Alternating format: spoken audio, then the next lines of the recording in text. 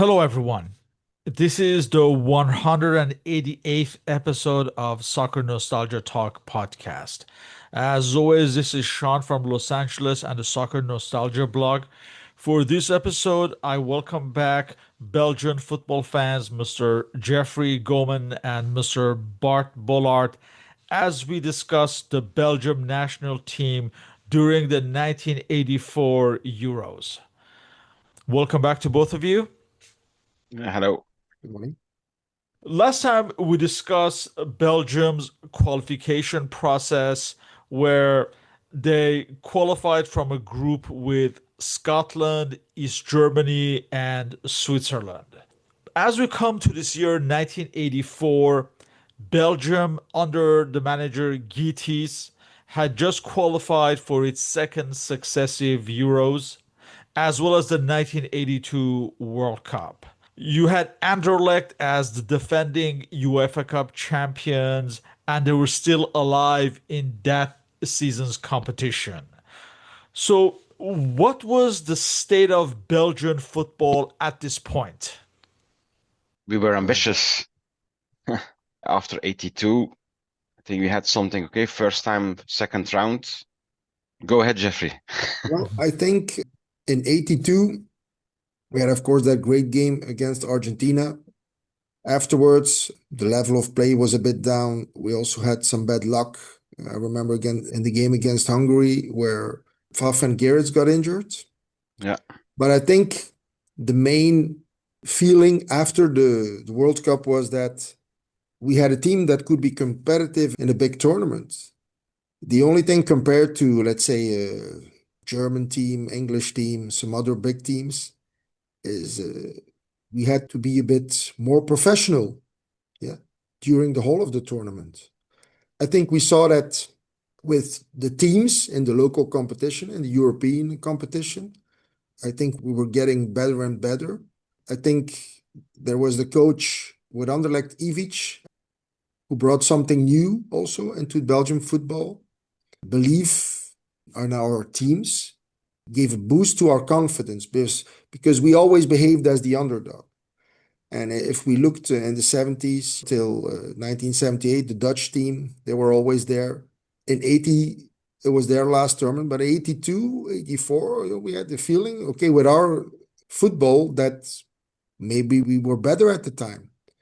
If I remember in the qualifications for 82, we beat the France team at home, one of the best games the Red Devils ever played. So confidence was growing, but still, I don't think with the public, but certainly with Guy Thys, the coach, we behaved ourselves as the underdog because we knew when we played as the underdog, we always played better. Yeah, I think also we played our better games always against bigger teams. That was always proven during the qualifications as well. But the mindset was there, and I remember certainly at the public going to the qualifications for 84, and then I think till the end of 83 that we were confident we could get a result. And certainly at the neighbors in France, a lot of supporters were going to go there. We would have a lot of backup from them. So I think there was a great confidence there. Our local teams, Anderlecht, some other teams, they performed very well in the European Cups. So we certainly had the confidence. For these 1984 Euros, Belgium were going to be in a group with the hosts France, Denmark, and Yugoslavia. How did their chances look like at this point?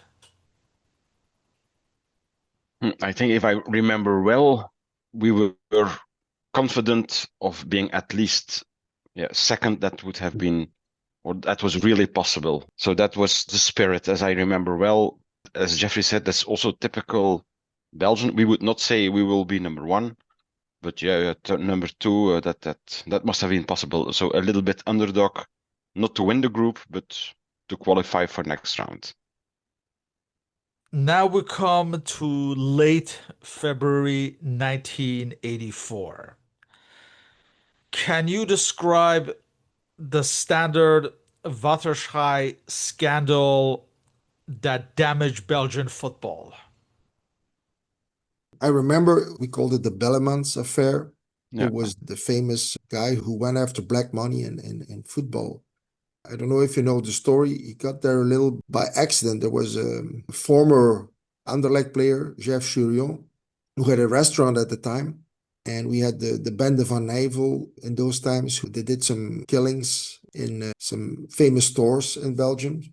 And there was an investigation going on because something happened at the guy's restaurant, at Jeff Juron's restaurant. And while going to Jeff Juron's restaurant, they went through papers because he was also managing some players. And one of them was Czernotinski. And they found some papers on his transfer at the time from Antwerp to Anderlecht, where they find out there was black money involved. And that's how it started. From that, he kept going with the investigation, and then they found the bribing between Standard and Waterschei for the title 2 years before. And of course, that damaged the Red Devils because Standard was one of the strong supplier. teams. Yeah, before it was always Anderlecht and Bruges, but then Standard was very important. And then with Meus, Gerrits, some other players that couldn't play for a while, it was a bit cutting the head of the team because the defense was always very important for the team. And the most important defensive players came from Standard. And later on, it showed also for the rest of Belgian football. There was a lot of black money in Belgian football and all the teams. And little by little, it brought Belgian football down. I remember that I really did not believe it because, why was it necessary? Waterschei was 7th or 8th in the ranking. I still don't understand why, but okay, it happened, and it was, that was I still remember as a kid. I did not understand. You were playing at home, Standard, against number 7 or number 8. And not only that, Gerard Plessers, who was also one of the involved players at Standard, he had 2 brothers playing in Waterschei. So everybody knew, they wanted their brother to become champion of Belgium.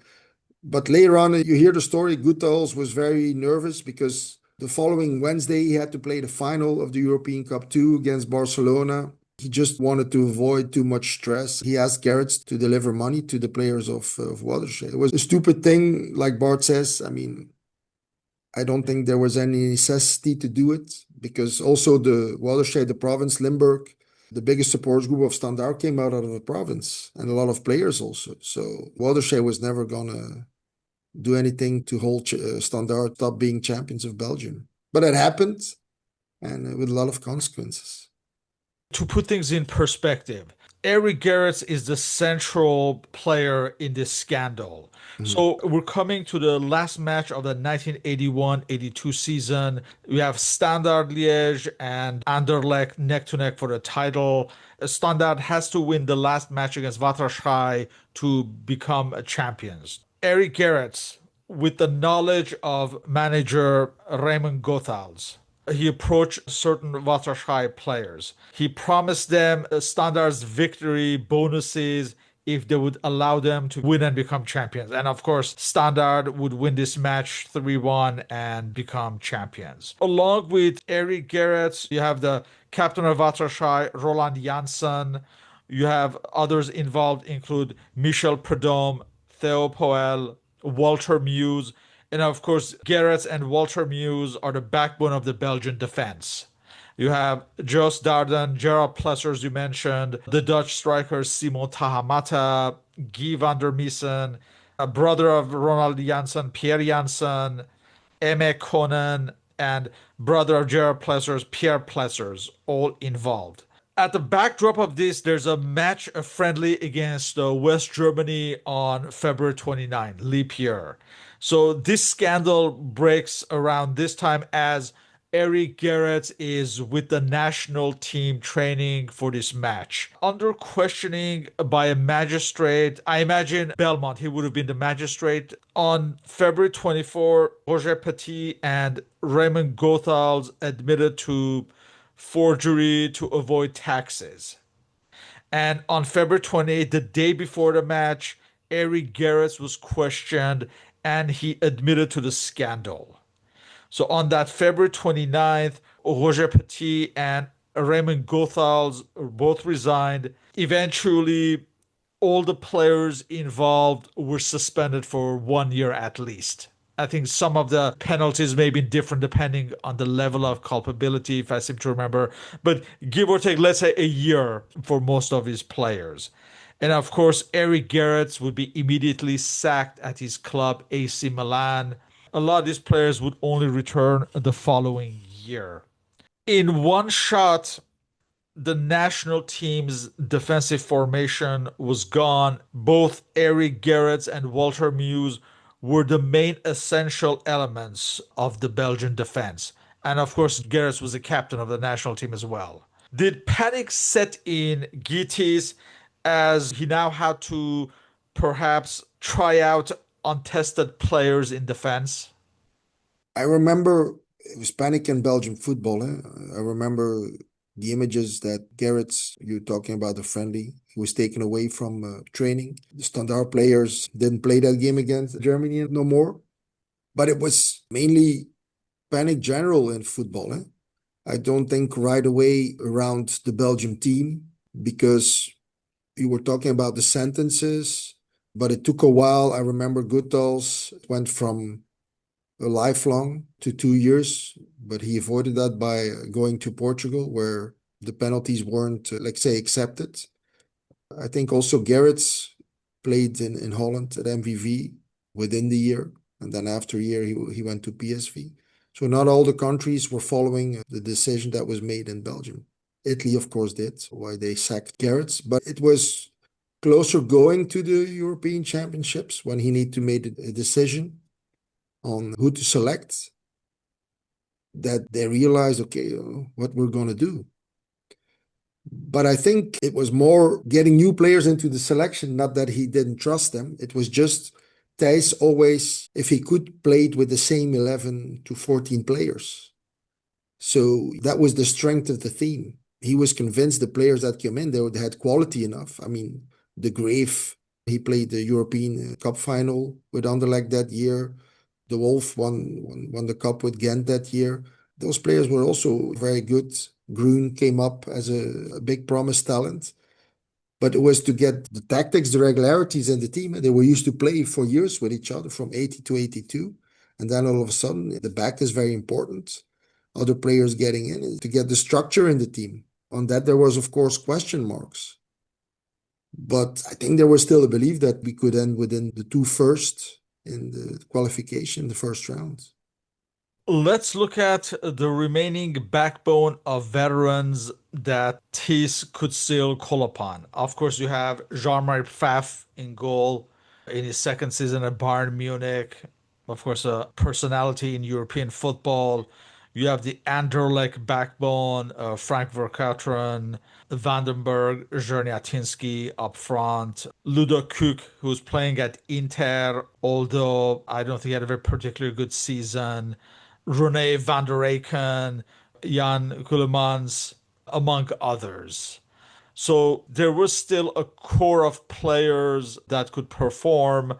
But of course, let's remind everyone that the Belgian tactics relied on the offside trap, and they had been using that efficiently for like a number of years since the 1980 Euros. So their absence would be sorely felt.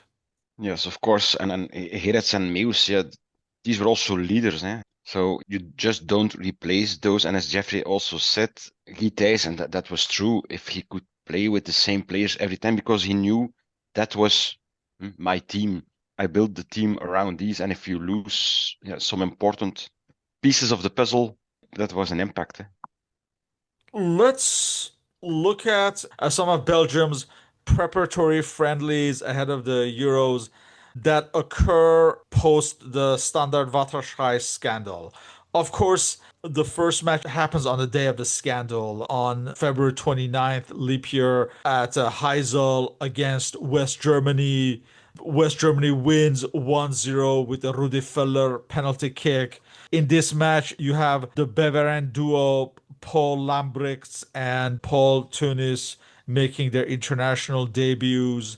Then on April 17th at Warsaw, Poland hosts Belgium, which I believe this match was supposed to be Gergor Zlato's farewell to the national team. And of course, it was a special match because he was playing at Lokeren in Belgium. This match, Belgium actually wins through a late goal by Jarniatinski. Paul Tunis, he plays his second cap, but it will be his final cap for Belgium. But in addition to that, Walter de Grief of Anderlecht and Leo van der Elst of Antwerp make their international debuts in this match. Yeah, you see a couple of experiments and newcomers into the national team. Just before the Euros on June 6th at Heysel, Belgium hosts Hungary. For this match, you have the international debut of the 18-year-old Enzo Scifo. Enzo Schifo's citizenship application was approved just 2 days after this match. And of course, Enzo Schifo is of Italian descent. Now, this match ended as a 2-2 tie. Just these friendlies, but you see some experimentations. What was the takeaway from these friendly matches? It's like you say, he had to test some players. If you see, you mentioned two names, Teunis and De Graaf. It was Teunis' last game. You have to remember in 84, Beveren, small team, became champions in Belgium with teams like Anderlecht, Bruges at the time, all strong teams. So that's something about that team. So it's normal that he tested some players there. With Tennis, it didn't really work out 100%. And then De Graaf came in, who played the final of the UEFA Cup against Tottenham that year, where Anderlecht ended very strong. So he did some tests. And then, yeah, of course, the Schifo thing I remember very well, but the whole country was behind it. I remember, I think it was the semis against Nottingham Forest. That was the first thing I remember about Schifo. He made a goal from 25 yards out. It was great talent. And of course, he was born in Belgium, but it was different. Now people can choose. If you're born in Belgium, the players decide where they're going to play. I remember in those times, but certainly with the Italian community, to them it was treason. I remember a few years later on when he went to Inter Milan, they were still talking about it. He was a huge talent. We were looking forward to have him with us at the Euros. I think it was normal. They speeded the process up for the naturalization. But again, that's my opinion. With black money involved in football, probably there was some black money involved in the naturalization as well to speed it up. Today that won't work that fast anymore. No, that's true. I remember the game where he got famous against Forest later on. There was also the story about the referee paid off. Right. Yeah. Well, it was certainly the breakout year for the 18-year-old Enzo Schifo. If you go back 2 years prior to that, there had been much drama regarding the naturalization process of Juan Lozano ahead of the 1982 World Cup, which in the end did not happen. Was that of Schifo regarded to be controversial at the time, like Lozano, or what was the difference between one process compared to the other? Could have been possible that Juan Lozano was more asked to become Belgian because to strengthen the national team at that moment, where, I don't know, Schifo, of course, also to strengthen the national team. But yeah, was born here, was educated here, went to school here. Yeah, I think somewhere maybe Juan was more, I'm not going to say panic, but maybe more needed. It was a great player, technically beautiful. Schifo also, but yeah, different. I see it more. The feeling I had was more, we really, really need Juan Lozano. Why Schifo was younger, could have been an enrichment for the team. Yeah, was maybe a bit more natural to play. But I think the situation was different. Yes. Belgium, if it was the other way around, Lozano in 84, it would also have speeded up the process. It was the way we were going into the Euros with everything that happened with the Bellemans affair. We needed something positive, and there was this young talent that was seen through Europe. And getting him in the team would give a boost to the team, to the coach, to the supporters. Lozano came in a thing when we had a good team. It was there. The team was there. Of course, he could be an extra strength to the team. but it wasn't that necessary at that point to speed it up. Like again, look, I don't have proof, but I'm sure with the Schifo naturalization, something happened there. Was it money? Was it something else that could be going that fast? Still nowadays, it doesn't go that fast. So then it was done in what, in 2 weeks. So because I remember with Lozano, I still have Panini stickers with him in a Red Devil shirt. Yeah, indeed. So everybody thought that it was going to happen. And in the end, yeah, maybe it wasn't that necessary at the time. And maybe Lozano himself had doubts. Later on, he also went to play for Madrid. So maybe he also felt more Spanish in his heart than Belgium. Who knows? But, it's not like now that everything is in the press on the TV. You read about things. But even now, if I looked it up at the internet, doesn't say much about it, even about the naturalization of Schifo. But I remember very well that the whole country was behind it. This young talent, we wanted him there. They did it. Let's look at some of the players that were called up because of the emergency situation, most particularly in defense. Obviously, we already mentioned Paul Lambrecht of Beveren, Leo Kleisters of Waterschei, Michel De Wolf, you mentioned from Ghent, and of course, De Grief of Anderlecht. Apparently, Walter Muse had recommended Kleisters personally to Thijs to be included. De Grief would shift into the right back and De Wolf to the left back position, and who could also play sweeper as well. Of course, Lambrix also could play a sweeper. Of course, later we'll have Georges Grun coming on board as well. How did you feel about, as far as the press and the public, about this reshuffling defense? They were good players, but they didn't have the names. They called Gerrits the Lion for a reason. And Mames was the brain. When Bart talked earlier about the offside, Goethals brought it into the team a few years before. They say he invented it, but I've seen images. Mace was the brain that organized the whole defense. So it's not only just due to names. Yeah, it was the two most important players in defense. And again, not that these players were bad players, but they weren't the leaders, like Bart said. These two players are. So, every game starts in the back, and certainly Belgium, we all say relied on our defense. The head was cut off. So we had to see what was going to happen. There was one more setback ahead of the Euros. Can you discuss the situation with another veteran defender, Michel Renquin? For me, that was very strange that he wanted to play the Swiss Cup, or strange, because he was in my opinion, he was a good team member for Guitez. He was part of, in the head of Guitez, he was part of the team. So I don't know what, maybe he did not agree with something, but I don't know what. But I think with Rankin, after 80, there was a few things going on. We had that famous Hitler greeting. I think it was in Oh 81. yeah, against Colo Colo, I think, right? In Yeah, the then UEFA Cup, yeah.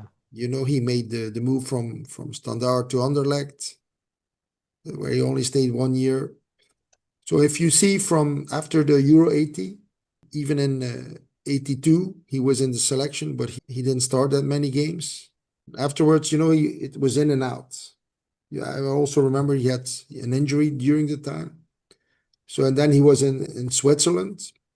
Not like now. Now trainers, coaches, they go see their players and it's easy, or they send somebody else out. In those times unless if you played in Italy, of course, or other big countries, but in Switzerland, little news came in. If you ask me what he did there, I didn't know. I wouldn't even know what the shirt of Servette looked like. Once in a while you saw a picture of him, but not that many. I don't remember there was a big discussion about it. The other thing, the Belmans affair was bigger than what happened to Rankin. And I think Thijs quickly decided on the players he was going to take with him, that at that moment were doing well in the competitions close to us and in the European Cup, and people he could see play from close by.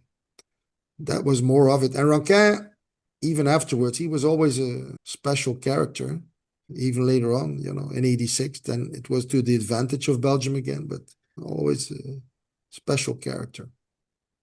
And of course, the uncapped Georges Grun would be called up to replace him in the final squad. After a few months after this scandal, just ahead of the tournament, what was the outlook now for Belgium's chances, bearing in mind that in the preparatory friendlies, they were not embarrassing? Certainly, you could not foresee what lay ahead.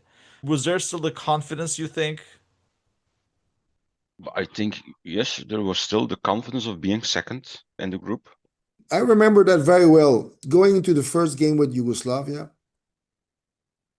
the feeling is there we could win the game, but we always, if we played 100 games, 90 games, we put ourselves in the role of underdog. It was always going to be that because we knew we were at our strongest. And also, kind of, it's typical Belgium, to protect ourselves. Isn't the result there? Okay, we were underdogs. You understand? But I remember within the public, with the supporters, we would still go in the tournament and okay, Yeah. maybe after France, but for the rest, there was no reason not to end second. Yeah, totally agree. Let's look at the final 20 selected for these 1984 Euros. At number one, you have starting goalkeeper Jean-Marie Pfaff of Bayern Munich. Number two, the then uncapped Georges Grun of Anderlecht in defense. Number three in defense, Paul Van Brix of Beveren. Number four in defense, Leo Kleisters of Waterschei. Number five in defense, Michel de Wolf of Ghent. Number six in midfield, Frank Verkauteren of Anderlecht. Number seven in midfield, René van der Reken of Anderlecht. Number eight up front, Nico Claesen of Sereng. Number nine, striker Erwin Vandenberg of Anderlecht. Number 10 in midfield, Ludo Kuk of Inter in Italy. Number 11, the new captain of Belgium, Jan Keulemans of Club Brugge. Number 12, backup goalkeeper Jacques Munaron of Anderlecht. Number 13 in defense, Mark Baek of Beveren. Number 14, Walter de Grief of Anderlecht. Number 15, René Verheyen of Club Brugge. Number 16 in midfield, Enzo Schifo of Anderlecht. Number 17, striker Eddie Woedekers of Waterschei. Number 18, striker Alex Jniatinski of Anderlecht. Number 19 in midfield, Raymond Moments of Lokeren. And number 20, third goalkeeper, Wim de Koning of Waregem. And of course, we mentioned Michel Rencan had to withdraw. He'd replaced by Georges Grun. Where were each of you in life at this point, and how did you experience these Euros? Yeah, I was 11. So yeah, a young supporter. You haven't experienced the 1980, 1982. You were convinced, you were still convinced that, yeah, we would be as a kid, the surprise of 1984. Because the impact, as a young kid, the impact of what happened Standard Waterschei, at that moment, you did not see. So, yeah, I remember I still was confident that we would have a good result and who knows, maybe do better than 1980. Yeah, for me, I was 12. Still my kids when I talk about it. For me, why am I here at a podcast? Because you remember those things. If you ask me things about 2 years ago, I don't even know. I'm still involved in different soccer. I'm a manager at another team here, but those days, I was, doing my panini stickers, every day I was rolling the dice. This team against this team, what's it gonna be? I was playing with friends. We call it the kicker football. We played that team against that team. I remember every championship we played from the first round till the final. We start Belgium, Yugoslavia. Okay, I'm Belgium, you Yugoslavia. There was a fight. Everybody wanted to be Belgium. And we played till the final. Probably if we could have gambled, we would have gambled. But those were amazing, amazing days. I mean, I remember my Panini stickers before I put them in my book as a sticker. Yeah. The edges were off because I just looking with my friends, a lot of them, the edges were off. So I made my own sticker things. I still have them as a kid. That was amazing. From early in the day till in the evening. It was a passion.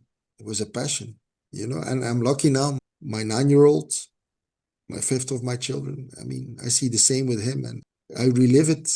The only thing is, of course, I still have a passion for football, but there's now so much football on TV. You were talking about the two friendlies. They weren't on TV at that time.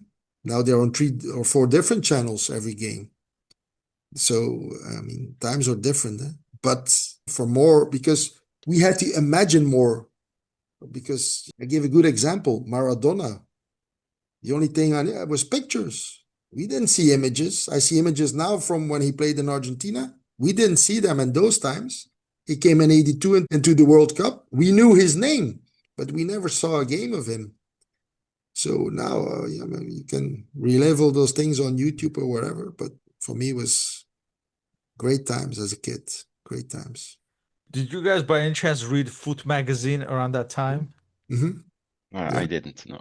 Yeah, I did. It was, I think, called Sport 80.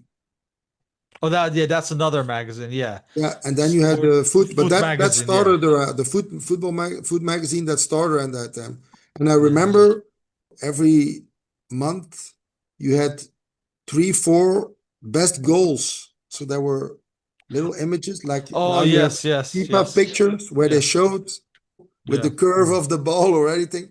I still have them. I cut them out with my scissors and I put them in a book. I still have many of those. Yeah, oh yeah. I mean, each one I read like 10, 15 times, day in, day out. My school results were also good, so that was fine. And just out of curiosity, did you have access to magazines like France Football or Yeah. Ons Mondial? Yeah, we did. Football International from Holland. Oh, Yeah. yes, Yeah, that, yeah. yeah. But I remember my grandmother was Dutch from just over the border. And I had an aunt living, we lived about 15 kilometers from the border. And she always brought the magazine for me. Yeah, because if you're talking about that time, that was the time Cruyff came back to Ajax and then he had a season in Feyenoord. That was also still something I will never forget. I mean, I didn't know him as a player in his best time with Ajax and Barcelona, but then he came back. I watched Studio Sports every Sunday then. I remember that goal against Harlem. I mean, that's vivid memories, vivid memories. Let's get to the Euros. Belgium's first match is on June 13th. And let's remind everyone, Belgium is in Group 1 with hosts France, Denmark, and Yugoslavia. On June 13th at Lens, Belgium are facing off against Yugoslavia. And I believe the day before was the inauguration day, and France had defeated Denmark 1-0. For Yugoslavia, you have some familiar faces. Sreko Katanec, who would play at Sampdoria at some point after that. Also Stuttgart. You have Faruk Hadzibejic and Mehmet Bazdarovic, who would eventually play for Sochaux in France. You have Zlatko Vujovic, who at the time was a Hajduk split, but who played for many French clubs like Bordeaux, Paris Saint-Germain, among others. Of course, Safet Susic, the star of Paris Saint-Germain. The young Dragan Stojkovic, who's a teenager at this point, Radniki Nice. But of course, for Yugoslavia, despite the talent, it would be a disastrous Euros.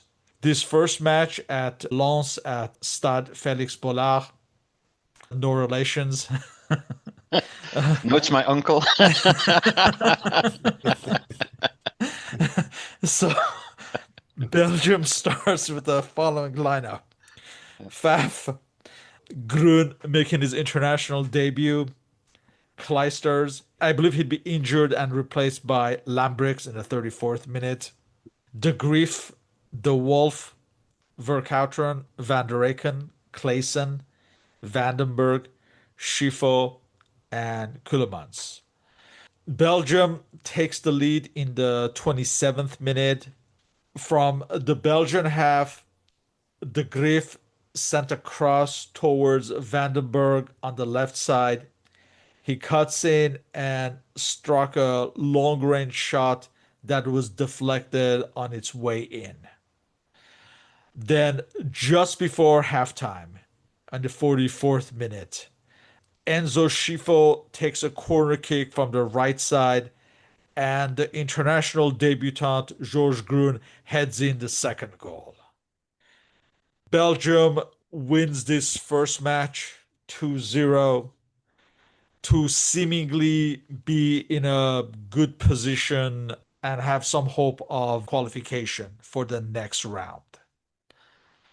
But few days later, on June 16th, at Nantes, at Stade de la Beaujoire, they face the hosts France on this June 16th. This France, of course, would go on to win the Euros with all the stars: Luis Fernandez, Bossis, Battiston, Platini, Tigana, Gires. Excellent team managed by Michel Hidalgo.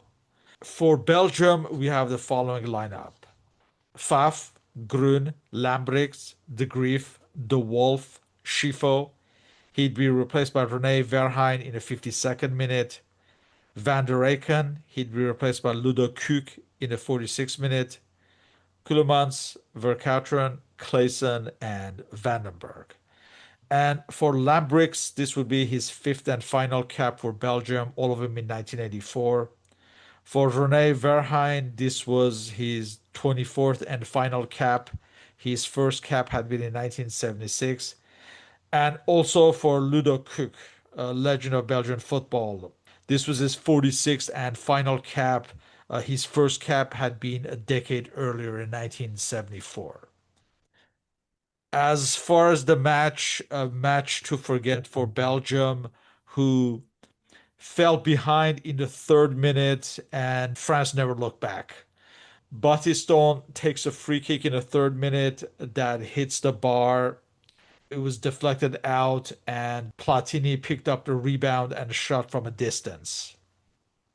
Just before halftime, Alain Gires and Luis Fernandez scored two more goals, and that was the match. And in the second half, in the 74th minute, France have a penalty kick scored by Platini. And just a couple of minutes before the end, Alain Gires takes a free kick from the right side, and Michel Platini heads in his third goal of the match and France's fifth goal. The team just imploded at that point. We keep mentioning Belgium had been a very solid defensive team for a number of years. Was this match the absolute low point of Belgian football at this point, and a reflection of the damage that the Standard Waterschei scandal had done on the team? I remember that day also as a kid. I was relatively in shock because I could not believe 5-0 against France. We have always been better. That was in my head then. So yeah, that was really surprising. Okay, Michel Platini was a great player, but again, we had in principle also good players. But and afterwards you realize that maybe we had good players, but yeah, we missed the leadership. We missed the fact that if you don't have leaders here, the team on the pitch is not managed or not good enough. So I think, was this related? Yeah, I think yes. But I remember mainly for me at that moment as a kid of 11, I didn't understand what has happened. 5-0, no way. So that was really, yeah, for me at that time, that was a deep point. Yes, of course, 5-0 is a big result, but I think at halftime, if you see also a few minutes after, he takes Shifu out, young guy. I think Itase was already thinking about the third game. Yes. If you're 3-0 behind after 45 minutes, you know you lose the game. And I'm not saying 3-0, 5-0, but in the end, you lose the game and you know you because Denmark won 5-0 against Yugoslavia. So you knew you had to win the third game and you could still qualify. And of course, yeah, at that time, yeah, Platini was already playing at Juventus. I think he won the Ballon d'Or Yes. 383, 84. He was the best player in the world at that time. He was at the peak of his abilities. And not only him, they had the trio with Girez and Tigana. And then after 82, Fernandes came into the team, who was a controlling midfielder, which was very important for that team. If he would have been there in 82, they would probably Yeah. have made a. Incidentally, he played in defense for this match, Fernandez. Yeah, but he was more a defensive player. I remember in 82, there's a vivid memory of the semifinals against Germany. I was in France with my father on holiday. I will never forget that day. The French were celebrating, and then, with one extra time to go, became 3-3. They lost penalties, but the French midfield was, they were amazing. Carré What we magique. had in our defense, they had in their midfield. And, Fernandez, because you talked the star, he was not a star, but he was very important in that. These three, they could do their offensive work and show their technique and their positive ability. But if they went through the midfield, he was the guy to back the midfield. Very important player. It's a bit like Deschamps afterwards. Players they don't talk a lot about. They always talk about Zidane and Henri Djorkaeff in those times. But Deschamps was also very important in that French team. That was Fernandez in that team. And he even scored a goal against us. But I think, of course, yeah, we were kids. We were very disappointed. But I remember an interview with Thijs afterwards. He always stayed calm, and you already see, okay, we have a third game. We go 100% into that game. If we win that game, we go to the semifinals. This third game was against Denmark, who had surprised everyone by qualifying in a group with England. What was the outlook going against the Danes in a match where many Anderlecht players were to face one another? Mm-hmm. Yeah, I think there was also confidence because we knew them. Of course, we had 5-0 in our heads. I think, if I remember well, that we felt we had a chance. We had a good chance, but knowing that Denmark was a good team because we knew some players. So that is the feeling I had. That it was we could win, but be prudent. The biggest thing is Denmark. They were in 84, but we were in 80. They had, towards the other team, no experience as a national team being such a high level tournament. As such, they were good players. And again, we always felt, okay, they play in Belgium. You understand? So we know them. Our own players are maybe better than them. They're just here as a visitor. But on the other hand, I still remember they were all sympathetic players. Everybody liked the Danish players. They were always a little relaxed, like no stress. It was a bit double because I also remembered after the game, of course, you're disappointed, but maybe we were sympathetic to them as well. We kind of better them than another team, you understand? Because they were always very positive players. Yes. We mentioned the Anderlecht contingent in Denmark. You have the captain of the team, Morten Olsen, Frank Arnesen, Kenneth Brill, all with Anderlecht. You have Soren Busk in defense, who's playing at Ghent. Jens Jorn Bertelsen, he's playing at Sreng in Belgium.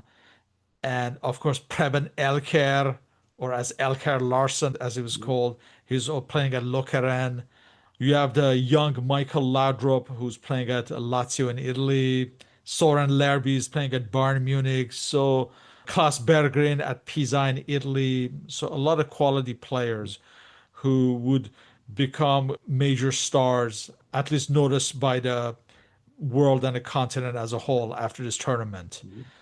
This match is on June 19th at Strasbourg. For this match, we have Jean-Marie Pfaff, George Grun, Kleisters, De Grief, De Wolf, Verkouteren. He'd be replaced by Wurdekers in the 62nd minute. Van der Eycken, Schifo, Kulemans, Clayson. He'd be replaced by Ludo Cook in the 46th minute. I would like to correct myself. I said the previous match against France was Ludo Cook's final match. It was actually this match. Yeah. And Vandenberg. For Walter de Grief, this was his fifth and final cap for Belgium, all of them in 1984. Belgium actually takes a 2-0 lead and look likely to qualify. So in the 25th minute, there's a free kick on the right side, and that was headed across by Morten Olsen to the left. Then it was touched across to Kulemans, who shot past Ole Kvist. Then in the 38th minute, there's a throw-in on the left side, and that reached Verkouteren, who volleyed from a narrow angle from long range, a very beautiful goal. In fact, one of the best of the tournament. Belgium are seemingly headed to the second round, but just a couple of minutes later, Walter de Grief fouled Elker in the box. Arnesen scored from the penalty kick. They usually say a 2-0 lead is the worst lead in football, and it would prove to be the case in this match. Denmark goes to halftime with some hope for the second half. In the 56th minute, Sepp Piontek, the Denmark manager, makes a tactical change. He takes out defender Ole Rasmussen and sends on Kenneth Brill. And just a few minutes later, in the 60th minute, Frank Arnesen crosses from the left side, and Kenneth Brill scores the equalizer. So two Anderlecht players have tied the match for Denmark. At this point, there's half an hour left, and each side has to score to go to the next round. I'm trying to think. As far as goal difference, I think at this point, Denmark probably would have had the edge, right? Yeah. Yes. So Belgium definitely has to score. Yeah, they needed to win. Yeah. But in the 83rd minute, Elker received the ball, and perhaps this is the moment where Elker becomes a global star and catches the eye of Italian side Verona. So he received the ball in the Danish half on the right, and he goes on a solo run and scores the third goal, and has a gesture, I imagine, to the Belgian supporters, if I'm not mistaken, after that.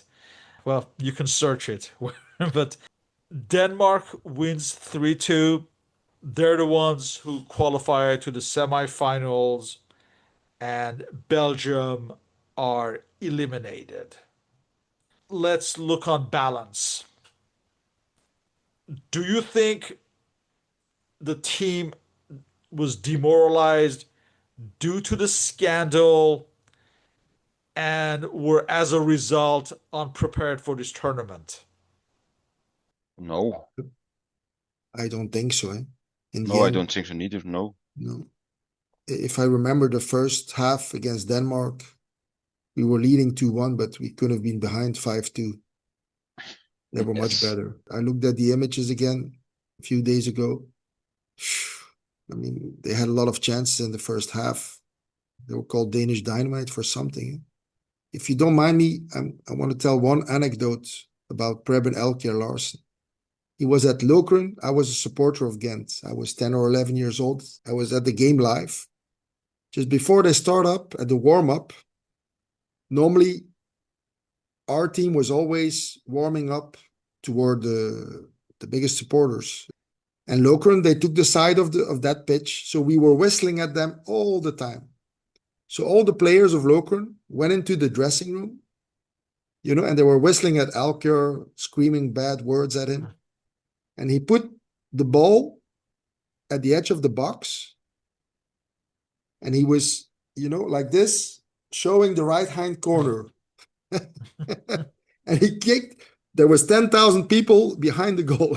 So he kicked it in the right-hand corner, and the ball stayed in the right-hand corner in between the thing. And 10,000 people, they were all quiet. And he was just walking in just to show you, he was a great player. I mean, you were talking about Verona, but when he went, they became champions. A team like Verona, I mean, those are our players. They're not talked about a lot anymore because then later on, of course, Laudrup was at his peak, but he was a great player, and he smoked 60 cigarettes a day. 3 packs of cigarettes a day. So different times. Yeah. Again, coming to your question, I think with what we have, we were prepared. Thijs made sure of that. Of course, there was the excuse of the players who weren't there, and that had a big influence, on our results, probably. But the players that went to the tournament, believe me, they were prepared. Yes. And we I just think better adversaries. That's all. Yeah, and I think, Jean, that the major moral kick was the 5-0 against France in the tournament itself. Yeah. I think it's probably fair to say that someone like Walter de Greef perhaps would not have been capped had there not been the situation with the Garretts No. and Muse. I imagine probably Grun and Schifo would probably be in line for 1986 rather than 1984. Maybe even Kleisters may not have been selected Yes. for this tournament. Yeah. Could have been, but yeah, finally Grun and Schifo turned out well, and Kleisters as well. So Yeah, but if you see that year, Anderlecht played the final of the UEFA Cup with the Greef. yeah, Kleisters was in defense. Don't forget Watershire. They won against Paris Saint-Germain, the European, played the semis against Aberdeen. These guys played at high level.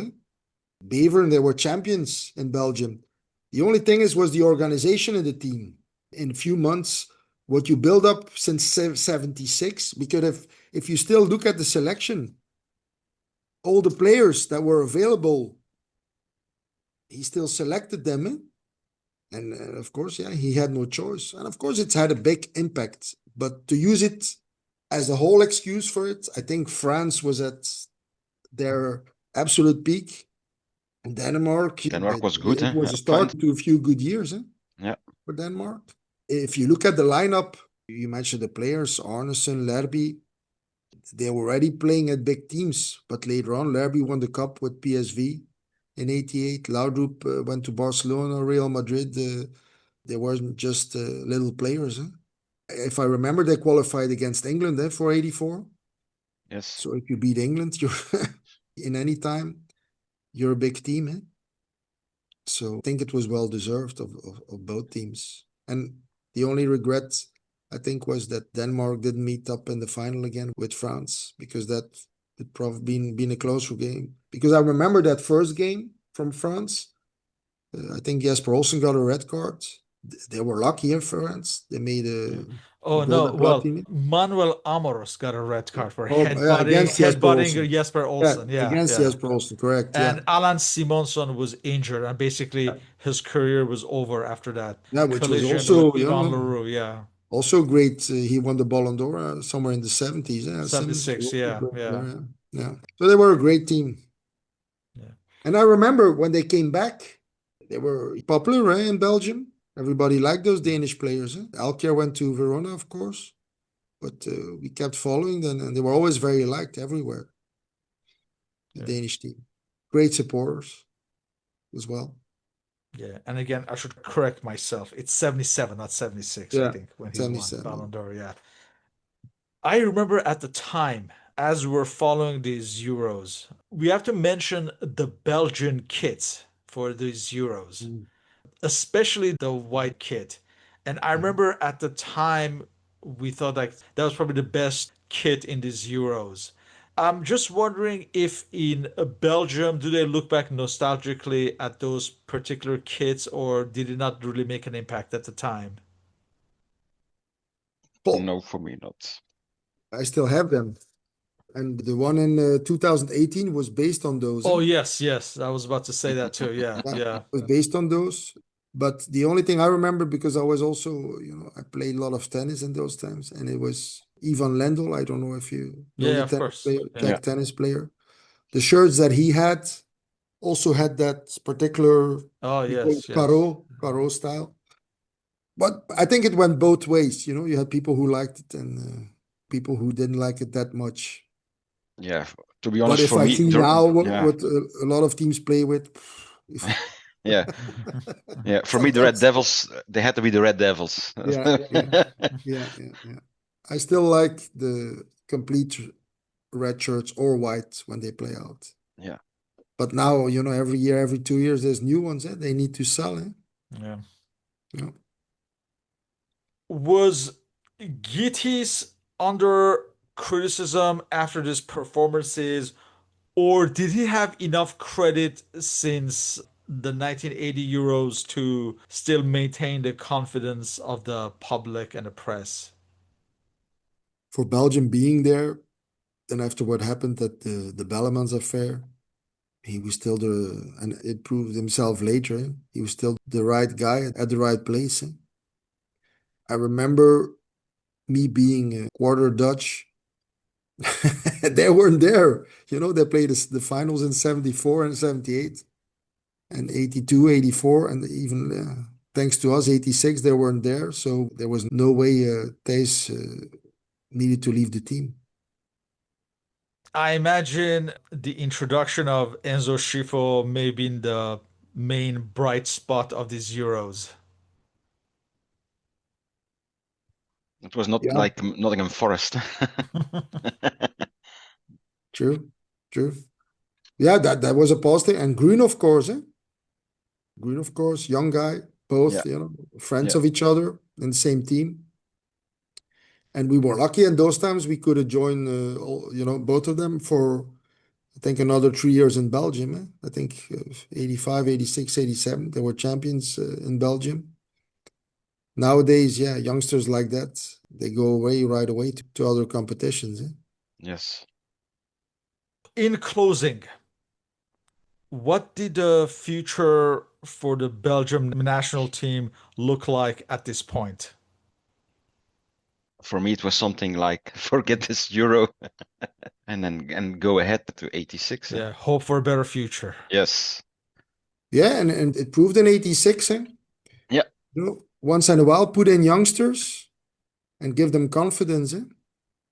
That's what Indeed. 2 years later, it didn't start off well in Mexico, but bringing in the youngsters gave us a good result. Then those youngsters became later on the backbone of another strong Belgium team. Indeed. With that, I would like to thank both of you for your participation in this interview, and all our respective contact information is listed on the blog and podcast uploads. So, thank you once again, and hope to continue these discussions on Belgian football history. Yes. Okay, Always welcome. talk to you Thank you. soon. Thank Yeah. you. Take Bye care. bye. Bye bye. Bye bye.